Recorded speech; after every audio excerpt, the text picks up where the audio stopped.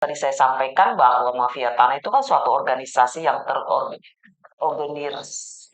terorganisasi yang mengakibatkan kejahatan yang dilakukan dan mereka akan sulit dilacak karena mereka berlindung di dalam penegakan dan pelayanan hukum itu sendiri. Begitu. Ya, sampai begitu pelik ya, Pak ya, sampai masuk ke sumsum dan ke nadi dari hukum itu sendiri. Ya jelas orang yang tidak kalau disampaikan ke sumsum jelas itu menurut saya sangat-sangat merugikan dari orang yang berhak atas tanah.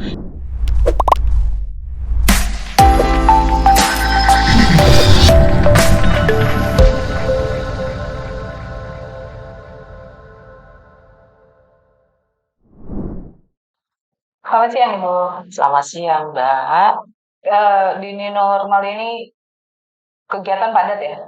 Udah mulai ngajar kembali Lumayan padahal. dan banyak dimintain pendapat menjadi saksi ahli kan? Iya, dalam hal ini berpendapat untuk memberikan kontribusi bagi negara, masyarakat dalam khususnya permasalahan penguasaan tanah dan sebagainya. Bu, mafia tanah kan saat ini sangat marak dan melibatkan banyak sekali oknum dari berbagai institusi. Oknum saya bilang. Bagaimana pendapat Ibu sebagai ahli hukum di bidang agraria melihat begitu maraknya kasus tanah yang disebabkan oleh mafia tanah di Indonesia? Begini Mbak ya, dari sudut pandang kacamata saya sebagai orang yang melakukan pendalaman terhadap masalah pertanahan, memang maraknya mafia tanah ini menunjukkan bahwa eh, tanah ini menjadi suatu komoditi investasi ekonomi. Kenapa? Karena memang melalui investasi ekonomi ini memang nilainya sangat tinggi dan juga menjanjikan sehingga Dan semakin naik, Bu. ya sehingga sangat menarik untuk memiliki dan juga menguasai gitu dengan berbagai cara sehingga mengakibatkan adanya pelanggaran hukum dan sengketa serta konflik di bidang pertanahan itu yang terjadi namanya mafia tanah marak sampai pada saat ini. Ya. Menurut Ibu, arti kata mafia tanah itu secara harfiah itu diartikan Ibu mengartikan itu apa dan kriteria atau indikasinya ketika kita terlibat sama mafia tanah itu apa Bu? Dari apa kan kita nggak bisa mengendus nih orang baik atau orang jahat gitu apa? Gini ya, kita lihat dulu. Berarti kalau ada mafia tanah pasti ada permasalahan.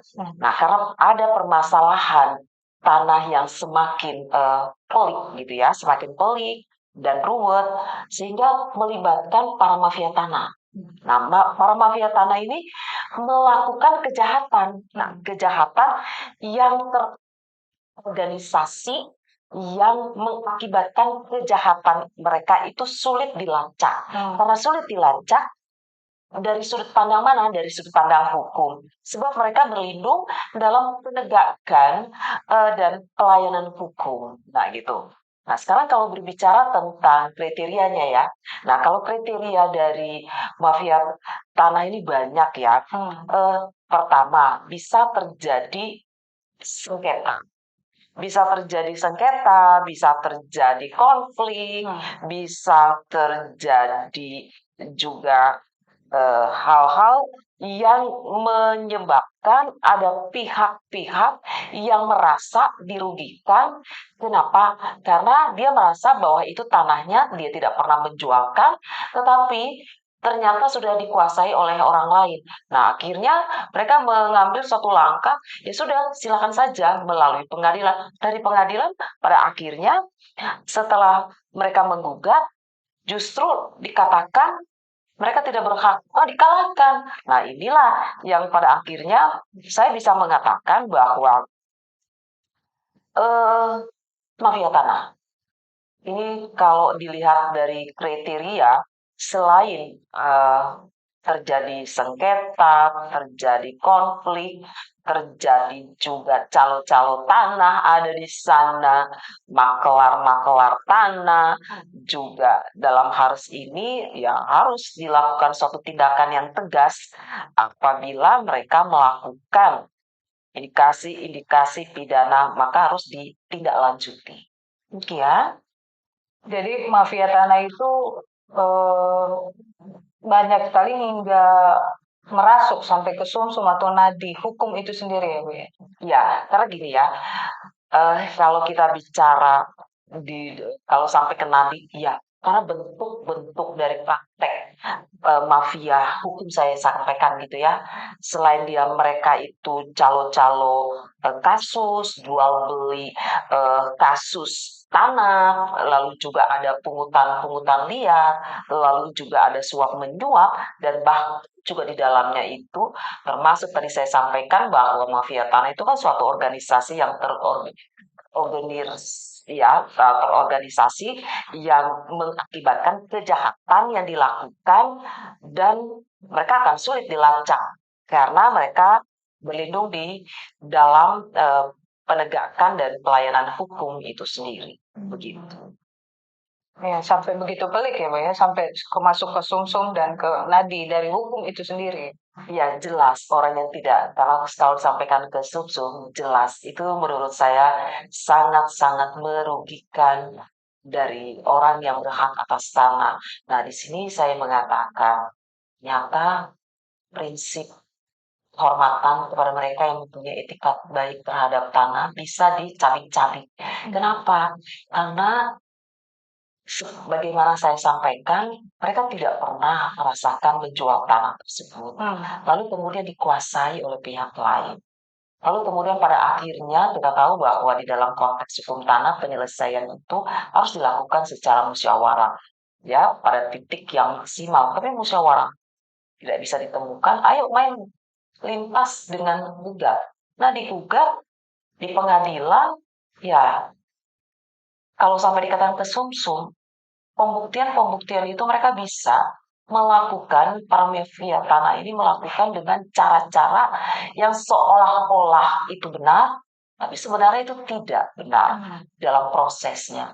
Jadi suatu pertanyaan bahwa ternyata ketika mereka mengajukan gugatan dan merasakan bahwa itu punya hak mereka, tetapi dalam bukti formilnya akan terlihat seolah-olah benar.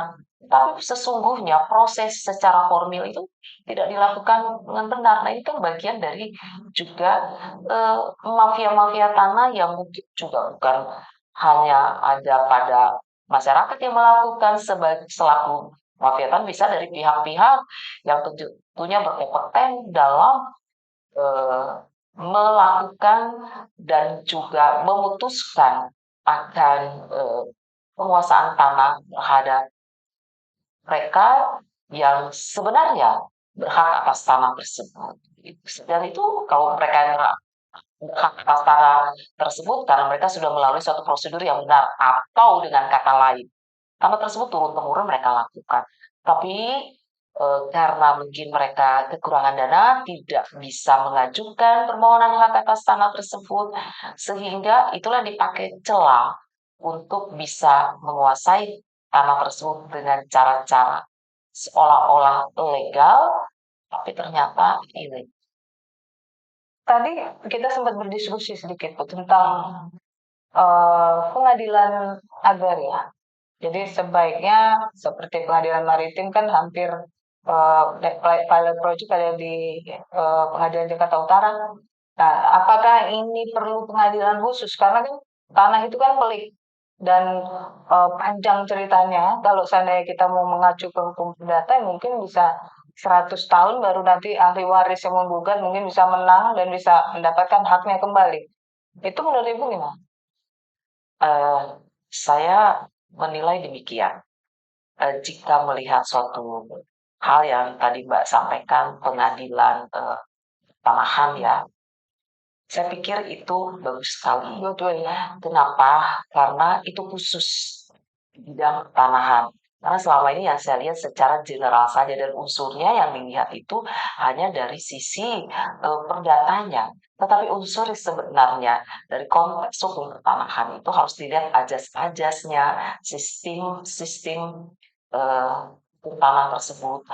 Dalam hal ini saya bisa mengatakan ajas dan perolehan hak atas tanah itu jelas terlihat sekali tidak bisa bergeser dari undang-undang agraria itu.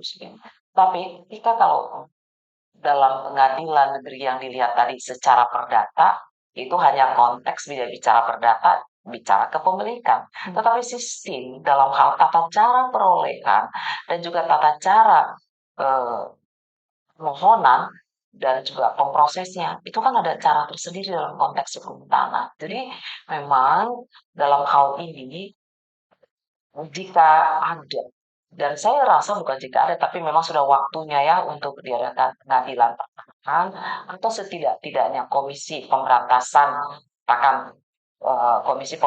mafia tanah atau juga komisi penyelesaian konflik tanah gitu ya. Itu tentu mereka-mereka yang mempunyai kompeten di bidang pertanahan dan memang menguasai akan bidang tersebut dan itu independen dan tidak mempunyai kepentingan terhadap tanah tersebut. Jadi benar-benar dikedepankan adalah transparansi, akuntabilitas dan sebagainya. Ya. Di Indonesia bukan banyak sekali tanah negara yang diberikan hak garap kepada rakyat yang tiba-tiba berpindah tempat, berpindah kepemilikan jadi satu korporasi besar. Contoh di beberapa tambang di Kalimantan, itu kan masyarakat memang tiba-tiba tidak pernah jual ya tiba-tiba si perusahaan besar ini membawa legalitas dan mereka juga tergusur dan ambalang juga gitu kan. Nah itu menurut Ibu ini fenomena apa sih?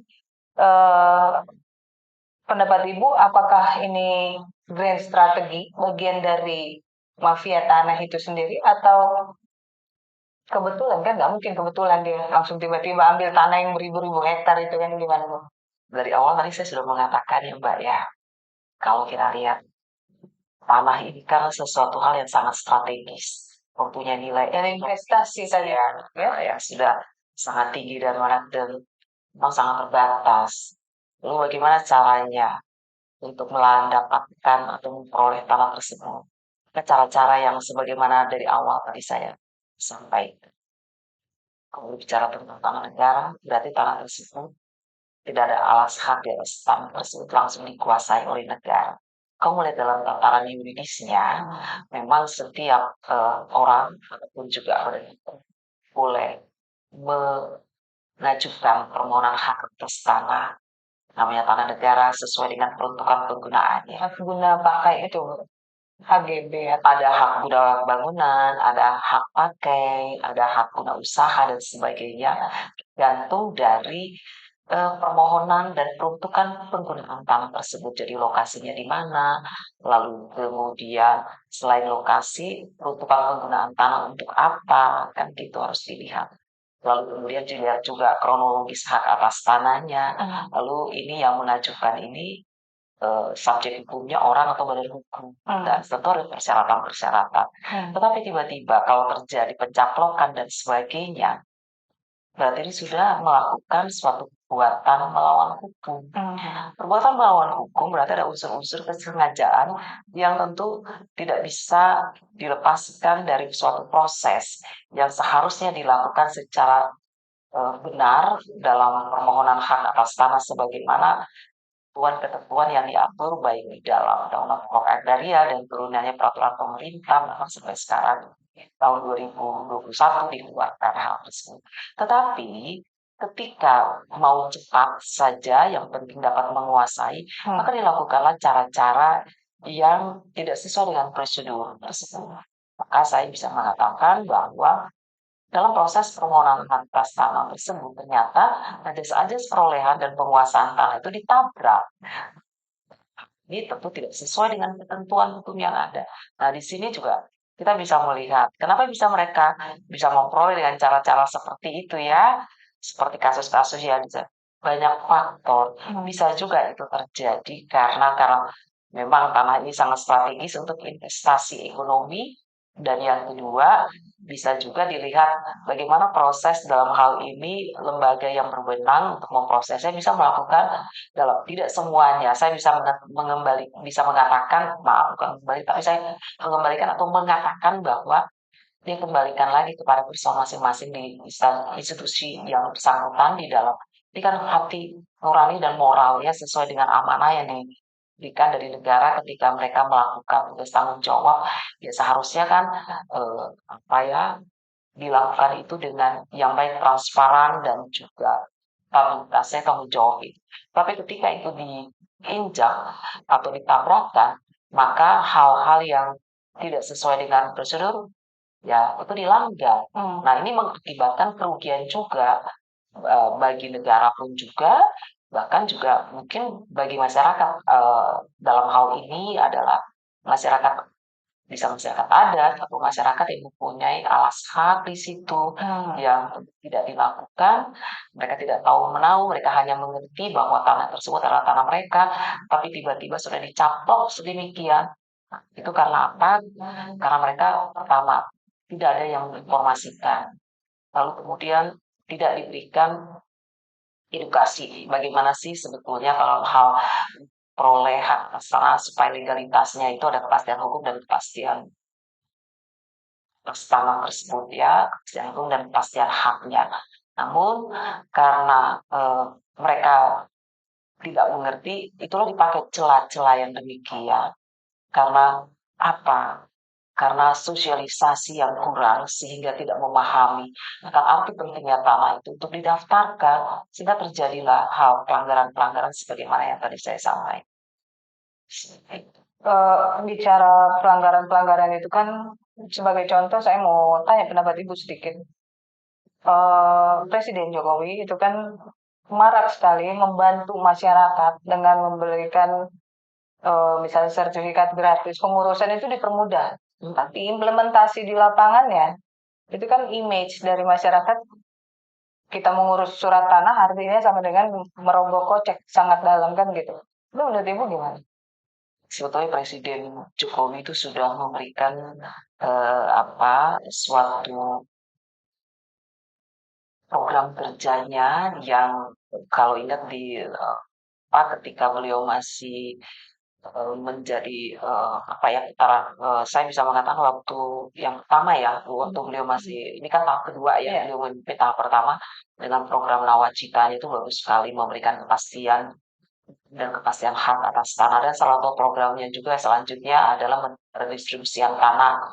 Lalu kemudian juga ada namanya dalam program nawacitanya juga itu memberikan suatu ketentuan bagaimana tanah-tanah itu supaya bersertifikat dan tidak terjadi konflik-konflik tanah. Karena seringkali terjadinya konflik tanah dan sengketa-sengketa tanah itu diakibatkan mereka belum sertifikat. Disitulah dipakai celah. Alat hak itu. Alas hak itu dipakai ya, dipakai dan digunakan sehingga menjadi sengketa dan konflik. Ya kan begitu.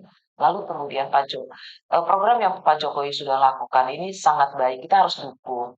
Nah, bagi saya menilai begini, Pak Jokowi melakukan segala sesuatu program itu baik unsur-unsurnya kalau dalam filosofi tanah kembali dalam pasal 33 ayat 3 Undang-Undang 1945 untuk kesejahteraan rakyat. Rakyat yang dimaksud ini siapa? Tentu adalah rakyat yang mempunyai tanah dan belum bersertifikat karena kekurangan dari tadi dikatakan dana dan sebagainya, maka cara mempercepatnya adalah dengan melakukan proses pensertifikatan tanah tersebut, PRONA dan sebagainya ya.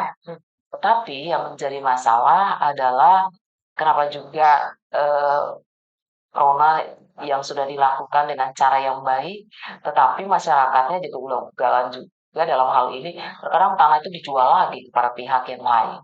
Jadi artinya kan sementara itu diberikan untuk kesejahteraan mereka dan ada kepastian hukumnya, tetapi mereka lakukan hal tersebut ya karena memenuhi kebutuhan mereka itu sendiri. Tapi di sini harus dilihat bahwa kita perlu juga sih melakukan edukasi kepada masyarakat untuk dapat memahami tadi saya utarakan kembali arti pentingnya tanah, karena tanah itu kan di dalam kehidupan manusia itu sangat penting sekali. Pertama dilihat dari sifatnya tanah itu nggak pernah berubah gitu ya. Tanah itu bagaimana kita melakukan dengan cara mengerjakan kalau sebaik mungkin dia akan lebih subur lagi dan juga memberikan peningkatan bagi ekonomi dari masyarakat ya. Lalu kemudian itu dari sifatnya dia tidak pernah berubah. Dan juga secara kenyataan tanah itu kan tempat orang untuk berdomisili, tempat orang juga di mana dia mau bekerja, di sawah, di ladang, nah itu kan tempat mencari nafkahnya dia juga.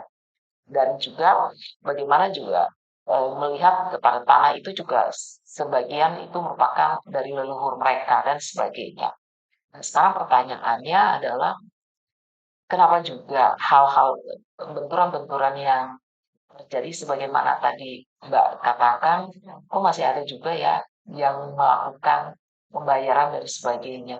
Sebetulnya kalau dilihat dari konteks Prona, itu kan suatu proyek yang dilakukan untuk memberikan kepastian hukum, kepastian hak atas tanah. Tapi kalau sampai ada pembayaran dan sebagainya, perlu unsur administrasi yang harus dipenuhi.